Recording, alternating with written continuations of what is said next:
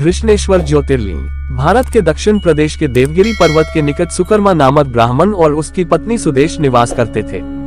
दोनों ही भगवान शिव के परम भक्त थे, परंतु इनके कोई संतान न थी। इस कारण यह बहुत दुखी रहते थे, जिस कारण उनकी पत्नी उन्हें दूसरी शादी करने का आग्रह करती थी। अतः पत्नी के जोर देने सुकर्मा ने अपनी पत्नी की बहन घुष्मा के साथ विवाह कर लिया। घुष्मा भी शिव भगवान की अनन्य भक्त थी और भगवान शिव की कृपा से उसे एक पुत्र की प्राप्ति हुई। पुत्र प्राप्ति से घुष्मा का मान बढ़ गया, परंतु इस कारण सुदेश को उससे ईर्ष्या होने लगी। जब पुत्र बड़ा हो गया तो उसका विवाह कर दिया गया। यह सब देखकर सुदेहा के मन में और अधिक ईर्ष्या पैदा हो गई, जिसके कारण उसने पुत्र का अनिष्ट करने की ठान ली। और एक दिन रात्रि में जब सब सो गए तब उसने घुष्मा के पुत्र को चाकू से मारकर उसके शरीर के टुकड़े कर दिए और उन टुकड़ों को सरोवर में डाल दिया, जहाँ पर घुष्मा प्रतिदिन पार्थिव लिंग का विसर्जन किया करती थी। शव को तालाब में फेंककर वह आराम से घर में आकर सो गई। रोज की भांति जब सभी लोग अपने कार्यों में व्यस्त हो गए और नित्यकर्म में लग गए, तब सुदेहा भी आनंद पूर्वक घर के काम काज में जुट गई। परंतु जब बहू नींद से जागी तो बिस्तर को खून में सना पाया तथा मांस के कुछ टुकड़े दिखाई दिए। यह भयानक दृश्य देखकर व्याकुल बहू अपनी सास घुष्मा के पास जाकर रोने लगी और पति के बारे में पूछने लगी और विलाप करने लगी।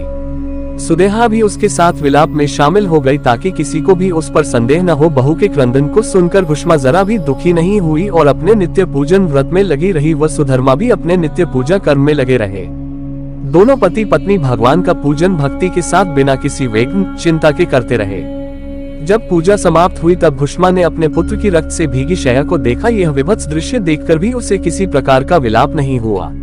उसने कहा कि जिसने मुझे पुत्र दिया है वही शिव उसकी रक्षा भी करेंगे। वह तो स्वयं कालों के भी काल हैं, सत्पुरुषों के आश्रय हैं और वही हमारे संरक्षक हैं। अतः चिंता करने से कुछ न होगा। इस प्रकार के विचार कर उसने शिव भगवान को याद किया। धैर्य धारण कर शोक से मुक्त हो गई और प्रतिदिन की तरह शिव मंत्र नमः शिवाय का उच्चारण करती रही तथा पार्थिव लिंगों को लेकर सरोवर के तट पर गई। जब उसने पार्थिव लिंगों को तालाब में प्रवाहित किया तो उसका पुत्र सरोवर के किनारे खड़ा हुआ दिखाई पड़ा। अपने पुत्र को देखकर घुष्मा प्रसन्नता से भर गई। इतने में ही भगवान शिव उसके सामने प्रकट हो गए।